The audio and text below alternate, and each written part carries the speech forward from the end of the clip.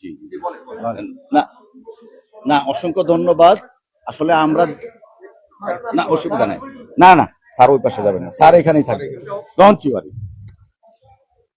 আমাদের মূল কথাটা আমরা যেটা সবসময় বলে আসছি, যে ন্যায় বিচার প্রতিষ্ঠিত হলে, আইনের শাসন প্রতিষ্ঠিত হলে দেশনেত্রী বেগম খালেদা জিয়া ন্যায় বিচার পাবেন।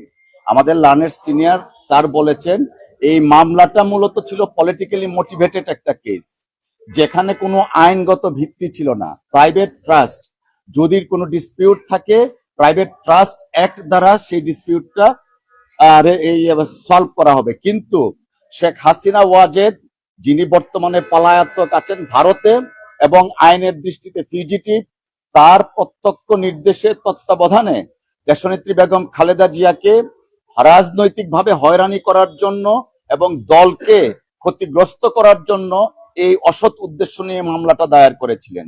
দেশনেত্রী বেগম খালেদা জিয়াকে যখন পরীক্ষা করা হয়, আইনি ভাষায় যেটা বলা হয় 342 যখন দেন, তখন তিনি বলেছিলেন এই মামলায় আমি নির্দোষ।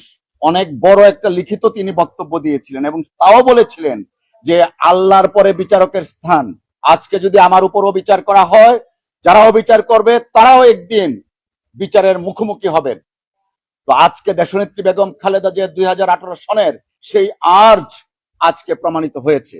তিনি সেদিন ন্যায় বিচার চেয়েছিলেন, কিন্তু আদালত থেকে ন্যায় বিচার পাননি। যারা তার উপরে অবিচার করেছেন তারা কিন্তু এখন আর দেশেই নেই। তাই আইনের শাসনের প্রতি আমরা শ্রদ্ধাশীল। দেশনেত্রী বেগম খালেদা জিয়া আজকের এই শর্ট জাজমেন্ট যেটা বলেছেন মহামান্য আদালত আপিল অ্যালাউ করেছেন, আমরা সন্তুষ্ট এবং ন্যায় বিচার দেশনেত্রী বেগম খালেদা জিয়া পেয়েছেন আজকের এই রায়ের মাধ্যমে।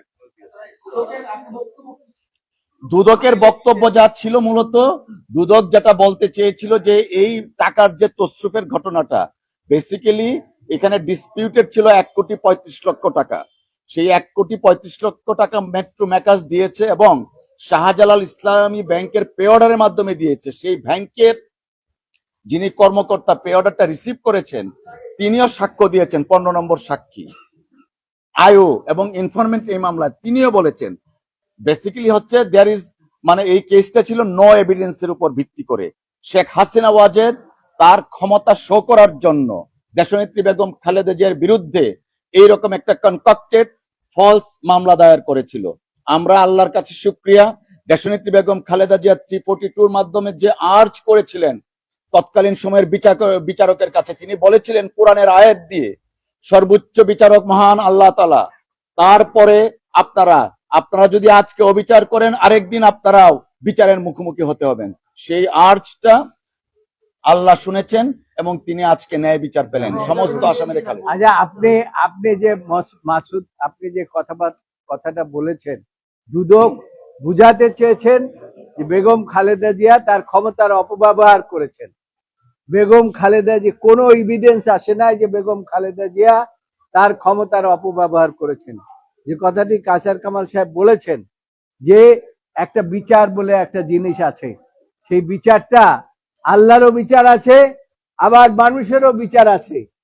আপনার আল্লাহর বিচারে এই যে বর্তমান ফ্যাসিস্ট সরকার প্রধান শেখ হাসিনা এই যে আমাদের বেগম খালেদা জিয়ার উপরে যে